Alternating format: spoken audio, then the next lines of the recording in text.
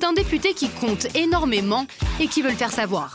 À 45 ans, Jean-François Copé est l'un des nouveaux chantres du pouvoir législatif, un converti à l'hyper-parlement et un chef de groupe qui a su transformer son poste en véritable tremplin. C'est devenu une personnalité de premier plan, de manière assez étonnante, parce que jusqu'à présent, un président de groupe à l'Assemblée n'était pas très connu du grand public.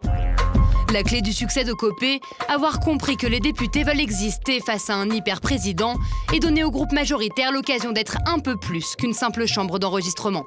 Il a érigé le groupe UMP non pas en contre-gouvernement, mais en pôle d'équilibre au sein de la majorité. Il a donné de la fierté aux parlementaires avec son idée de coproduction et puis avec le bras de fer qu'il a engagé de temps en temps avec l'exécutif. Il est bon, Copé, politiquement, c'est un bon. Loyal mais libre, c'est le slogan de Copé.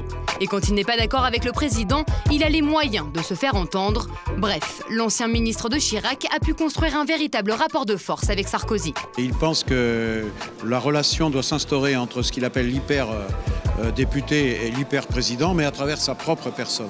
Et c'est pas comme ça que ça marche une institution parlementaire. Il n'est pas nourri d'une culture parlementaire, il est nourri d'une culture de pouvoir, il est nourri d'une culture de pouvoir tournée vers lui-même. Copé a ses ambitions et il ne s'en cache pas. Le député maire de Mauvise-l'Élysée, lui, se dit candidat pour 2017. Quant à 2012... Si aujourd'hui il disait « je me positionne en rival d'ores et déjà de Nicolas Sarkozy », il serait mort. Évidemment, je suppose qu'il pense pas seulement à ses raisons. Alors en attendant le moment propice, Copé continue à tisser sa toile et ses réseaux parlementaires. Il a également monté son club de réflexion Génération France, une future machine de guerre électorale. Surtout, Copé, avec son style, avec son livre, est devenu un abonné des plateaux télé, une méthode qui a déjà fait ses preuves.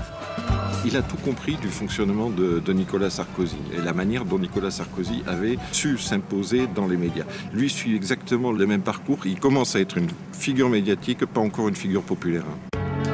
Il reste quelques années à Jean-François Copé pour conquérir l'opinion et prendre la citadelle dont il rêve.